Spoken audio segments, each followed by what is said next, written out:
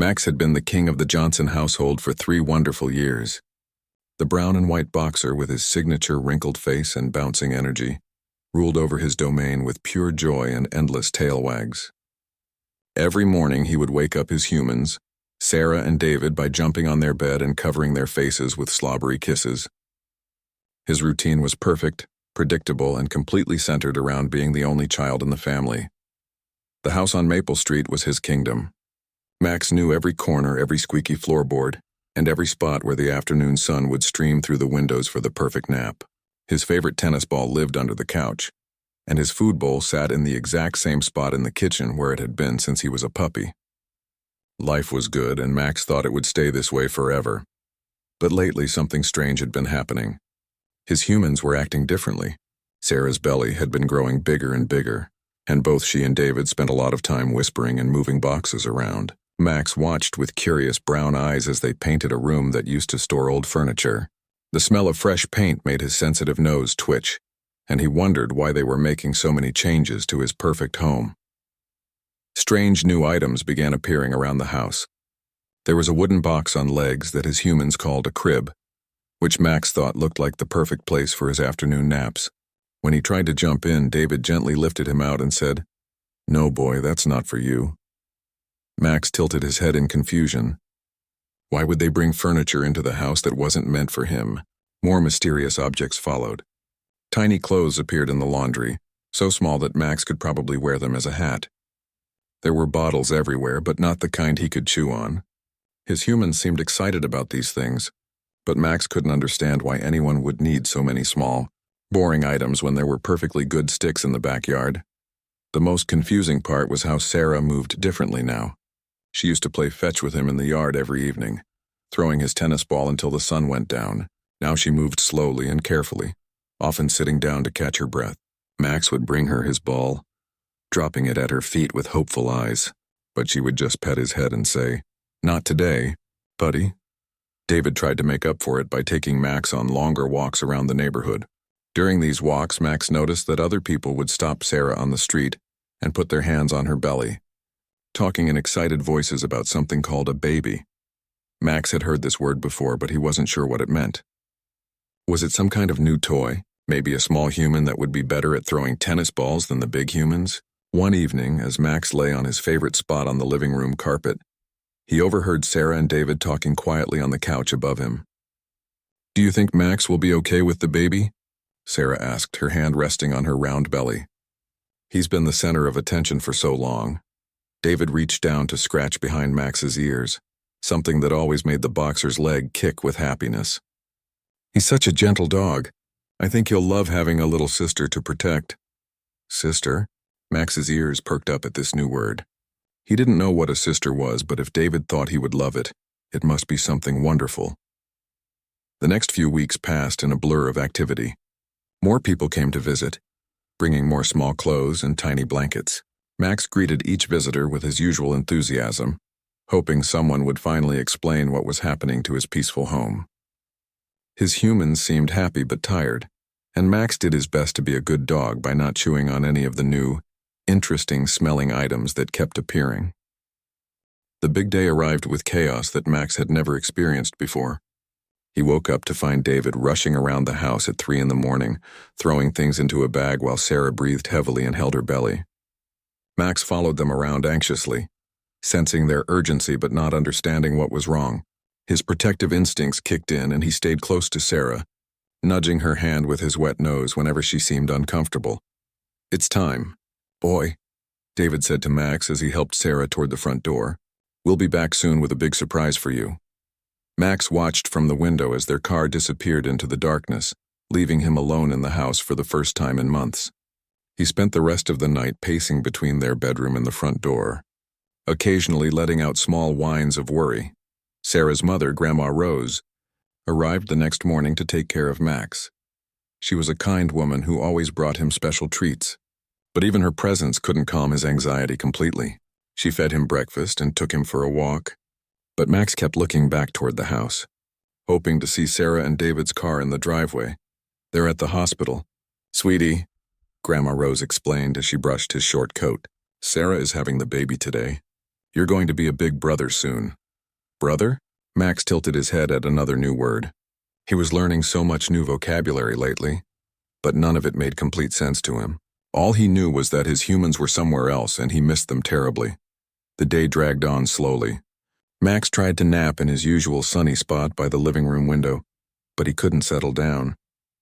Every car that drove by made him jump up hopefully, only to be disappointed when it wasn't the familiar sound of David's engine. Grandma Rose tried to distract him with games and extra treats, but Max was too worried to enjoy them properly. Finally, late in the afternoon, David's car pulled into the driveway.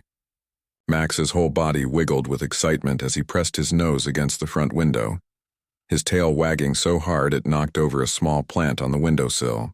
But something was different about this homecoming. David got out of the car first, then carefully helped Sarah out. She was moving even more slowly than before, and she was carrying something small and wrapped in a pink blanket. As they approached the front door, Max could hear a new sound coming from the bundle in Sarah's arms. It was a soft crying noise unlike anything he had ever heard before. His ears perked forward and he tilted his head trying to understand where this sound was coming from. The crying wasn't scary or threatening, but it was definitely coming from something very small and very alive. Grandma Rose held Max by his collar as Sarah and David entered the house. "Easy, boy," she whispered. "Let them get settled first." But Max was practically vibrating with curiosity and excitement. His humans were home, but they had brought something new with them, something that was making soft noises and demanding all of their attention. Sarah sat down carefully on the couch, still holding the pink bundle close to her chest. David sat beside her, both of them looking tired but incredibly happy. Their faces glowed with a joy that Max had never seen before, and he desperately wanted to be part of whatever was making them so content. "Max," Sarah called softly, patting the couch beside her. "Come here, boy. We want you to meet someone very special." Max approached slowly, his nose already working overtime to process all the new smells filling his living room. There was the familiar scent of the hospital on his human's clothes, but underneath that was something entirely new and incredibly interesting. Max jumped onto the couch with his usual enthusiasm, but something made him move more carefully than normal. Maybe it was the way Sarah and David were holding themselves so still, or maybe it was the tiny sounds coming from the pink blanket, but his usual bouncing energy seemed to calm down automatically. He settled beside Sarah, his warm body pressed against her side, and waited patiently to see what they wanted to show him. "Max, this is Emma," Sarah said quietly, slowly pulling back the soft pink blanket. "She's your baby sister." Max leaned forward carefully, and his world completely changed in that moment. Inside the blanket was the tiniest human he had ever seen. She had a small, wrinkled face that was bright red, and her little hands were curled into fists no bigger than walnuts. Her eyes were closed, and she was making the softest breathing sounds that seemed to come from deep in her tiny chest. The smell that came from baby Emma was unlike anything Max had ever experienced. It wasn't the smell of other humans, which he knew well. This was something pure and sweet, like warm milk mixed with something that made his protective instincts surge through every muscle in his body. Without understanding why, Max knew immediately that this tiny creature was his responsibility now. Emma stirred in her blanket, making a small squeaking noise that was barely louder than a whisper. Max's ears shot forward, every sense focused on this new little being. His tail, which had been wagging rapidly, slowed to a gentle sway. It was as if he understood instinctively that his usual energetic greetings wouldn't be appropriate for someone so small and delicate. "Can you see her, Max?" David asked softly, watching the boxer's reaction carefully. "She's very little, so we have to be very gentle with her." Max looked up at David with his big brown eyes, then back at Emma. He seemed to nod, though dogs don't really nod the way humans do. Instead, he lowered his head slowly until his nose was just inches away from the baby. What happened next amazed everyone in the room. Max took the gentlest sniff of his life, barely breathing in Emma's scent without disturbing her at all. His cold, wet nose hovered over her tiny face for just a moment, before he pulled back respectfully. Then, in a gesture that made Sarah's eyes fill with tears, Max very carefully rested his chin on the arm of the couch next to Emma, positioning himself like a furry guardian angel. Emma opened her eyes for the first time since coming home. They were dark blue and unfocused, but they seemed to look right at Max. The boxer froze completely, afraid that even breathing might startle her. For several long minutes, the baby and the dog simply looked at each other. Two innocent souls meeting for the first time, and somehow recognizing that they belonged together. "Look at that," Grandma Rose whispered from across the room. "It's like he knows exactly what she needs." And somehow, Max did know. Every instinct in his body told him that this tiny person was precious beyond measure, and that protecting her was now his most important job in the world. Emma began to fuss slightly, making small crying sounds that seemed to distress her parents. But before Sarah could do anything, something extraordinary happened. Max began to make a soft humming sound, almost like a very quiet whine, but musical and soothing. It wasn't a sound anyone had ever heard him make before, and it seemed to come naturally from somewhere deep inside his chest. The effect on Emma was immediate. Her crying stopped, and she turned her tiny head toward the sound. Max continued his gentle humming, and Emma's little fist opened and closed as if she were trying to reach toward the source of comfort. Sarah and David looked at each other in amazement, realizing they were witnessing something truly special. Over the following days, Max's behavior transformed completely. The energetic, sometimes clumsy boxer who used to knock over furniture in his excitement became a model of careful precision whenever Emma was nearby. He seemed to understand that his size and strength, which had always been assets in play and protection, now needed to be controlled around this fragile new family member. Every morning, Max's routine changed without anyone training him to do so. Instead of bounding into Sarah and David's bedroom to wake them with his usual enthusiastic kisses, he would quietly pad to Emma's nursery first. He had learned to stand on his back legs and rest his front paws carefully on the edge of her crib, just high enough to see inside without disturbing her sleep. If Emma was awake, he would make his soft humming sound until she turned her head toward him, her tiny eyes trying to focus on his familiar face. Sarah often found Max lying on the floor beside Emma's crib during nap times, positioned like a furry sentinel guarding precious treasure. He had abandoned his favorite sunny spot in the living room in favor of this new post, where he could monitor every breath and movement the baby made. If Emma stirred or made any sound, Max would immediately lift his head and look toward her parents, as if alerting them that their attention was needed. The most remarkable change was how Max handled visitors. Before Emma's arrival, he had greeted every guest with jumping, licking, and tail wagging that sometimes overwhelmed people who weren't used to big dogs. Now, when friends and family came to meet the baby, Max remained calm and watchful. He would position himself between Emma and any newcomer, not in an aggressive way, but as a clear statement that he was watching and would protect her if necessary. One afternoon, Sarah's friend Jennifer came to visit with her 2 young children. The kids immediately wanted to see and touch the baby, as children naturally do. Max observed quietly as the adults explained to the children how to be gentle with babies. When 6-year-old Tommy reached toward Emma with chocolate-covered fingers from the cookies he had been eating, Max simply stepped forward and gently blocked the boy's hand with his body, then looked up at the adults as if to say, "Maybe we should clean those hands first?" Tommy's mother was embarrassed, but Sarah just laughed and thanked Max for being such a good protector. After Tommy washed his hands, Max stepped aside and allowed the boy to gently touch Emma's tiny fingers. But he never moved more than a few feet away during the entire visit. The nights were when Max's devotion truly shone. Emma, like most newborns, didn't sleep through the night consistently. When she would cry at 2 or 3 in the morning, Max was always the first to respond. He wouldn't bark or make noise that might wake the neighbors, but he would quietly go to Sarah and David's bedside and gently nudge whichever parent was supposed to handle the feeding that night. If Sarah or David was particularly tired and slow to wake up, Max would make a soft whining sound, just loud enough to get their attention without adding to Emma's crying. Once they were up and tending to the baby, Max would follow them to the nursery and lie down in his usual spot on the floor, providing silent moral support during those exhausting middle-of-the-night feedings.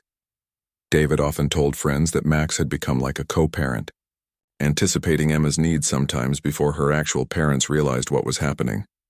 When Emma was hungry, Max would start moving toward the kitchen before she even began crying, somehow sensing that it was feeding time. When she needed a diaper change, Max would look meaningfully toward the changing table and then at the adults, his expressive eyebrows raised as if he were saying, "Are you going to take care of this? Or do I need to figure out how to use opposable thumbs?" As weeks passed, the bond between Max and Emma grew stronger and more beautiful to witness. Emma began to recognize Max's presence and would turn her head toward his voice whenever he made his gentle humming sounds.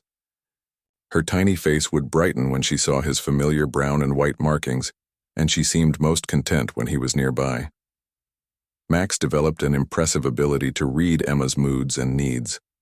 When she was overstimulated from too much activity or too many visitors, Max would position himself closer to her, creating a calming presence that seemed to help her relax. His steady breathing and warm body heat had a soothing effect that amazed everyone who witnessed it. Sarah began to realize that Emma fell asleep faster and slept more soundly when Max was in the room. The boxer also became incredibly skilled at nonverbal communication with the adults in the house. If Emma's diaper needed changing, Max would sniff discreetly and then walk purposefully toward the changing table, looking back to make sure Sarah or David was following. If Emma seemed hungry, Max would move toward the kitchen where the bottles were prepared, his timing uncannily accurate. One memorable evening, Sarah was cooking dinner while David was at work late.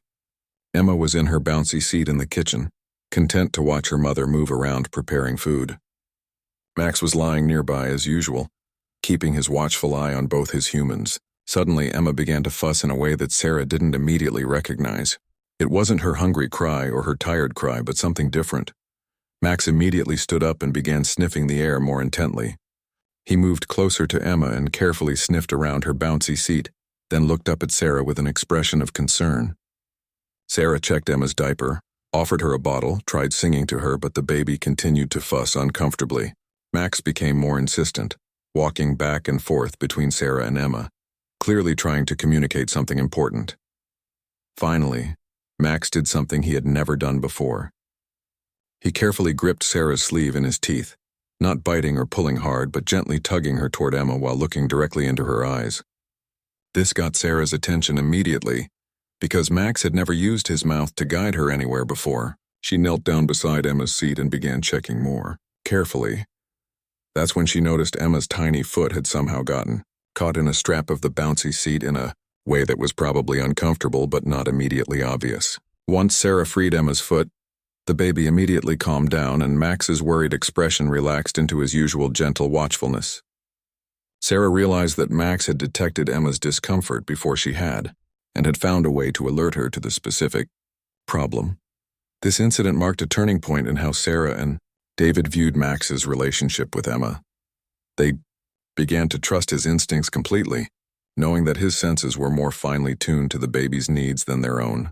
Sometimes sleep-deprived parental awareness could be. Max had become more than just a protective older brother. He had become Emma's advocate and interpreter. As Emma grew and became more alert, she began to show clear preferences for Max's company. When she was lying on her playmat, she would kick her little legs excitedly whenever Max approached. Her first real smile, the kind that wasn't just gas but was a genuine expression of happiness, came when Max was making his humming sounds while lying beside her on the floor. Max seemed to understand that Emma was growing and changing, and he adapted his interactions with her accordingly. As she became more active and responsive, he began to play more actively with her, always maintaining his careful control but allowing more interaction. He would let her grab at his ears during tummy time, remaining perfectly still even when her tiny fingers pulled harder than was probably comfortable. Months passed and Emma began to reach the milestones that excited her parents so much. She could hold her head up, roll over, and was beginning to sit up with support. Through each of these developments, Max remained her constant companion and biggest fan. When Emma achieved something new, Max seemed to celebrate right along with her parents, his tail wagging with pride as if he had personally helped her accomplish these feats. The most magical moment came when Emma was about 6 months old and beginning to laugh regularly. Sarah was playing peekaboo with her on the living room floor when Max wandered over to investigate the happy sounds. Emma saw him approaching and broke into the biggest smile yet, reaching both tiny hands toward him. Max carefully lowered his head so she could touch his soft ears, and Emma squealed with delight. Then something wonderful happened. Max began to play his own version of peekaboo, lowering his head behind the coffee table and then popping it up where Emma could see him. The baby thought this was the funniest thing in the world and began laughing so hard that Sarah grabbed her phone to record the moment. Max continued his game, clearly understanding that he was entertaining Emma and loving every second of her joyful response. This became their special game. Whenever Emma seemed fussy or bored, Max would start his peekaboo routine and she would immediately brighten up. David often said that Max was better at entertaining Emma than most of the expensive toys they had bought for her.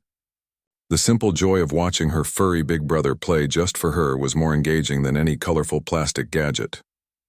As Emma grew more mobile and began trying to crawl, Max adapted his protective style once again. He would lie down on the floor, creating a soft barrier between Emma and any furniture corners or stairs. If she crawled toward something potentially dangerous, Max would gently redirect her by moving his body into her path. Never roughly, but always effectively. He had become a living, breathing, baby-proofing system. The relationship between Max and Emma taught the whole family about unconditional love in its purest form. Max never asked for anything in return for his devotion. He didn't need treats or praise to motivate his gentle care of Emma. His love for her was simply part of who he had become, as natural as breathing.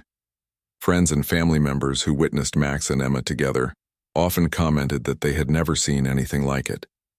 The big, strong boxer, who could easily have accidentally hurt a baby through simple clumsiness, had instead transformed into the most careful, intuitive caregiver imaginable. His protective instincts had evolved into something beautiful and purposeful. Sarah and David realized that Emma was growing up with advantages they had never even considered. She would learn to trust completely, having been surrounded by unconditional love from her very first days. She would understand loyalty and gentleness by witnessing Max's example. Most importantly, she would know that love comes in many forms, and that family bonds aren't limited to human relationships. Now, when people ask Sarah and David about introducing pets to babies, they always share Max and Emma's story. They explain that while every situation is different, they witnessed firsthand how a dog's natural protective instincts can blossom into something truly extraordinary when given the chance. Max had started as the only child in the Johnson household, ruling over his domain with enthusiastic energy. But when Emma arrived, he discovered that being a big brother suited him even better than being an only child. His purpose had expanded beyond playing fetch and getting belly rubs. He had found his calling as Emma's protector, playmate, and friend. The house on Maple Street was still Max's kingdom, but now he shared it gladly with his baby sister. And every day, as Emma grew stronger and more aware of the world around her, their bond deepened. Max had found something he didn't even know he was missing. Someone small and precious to love and protect with all the devotion his generous boxer heart could offer.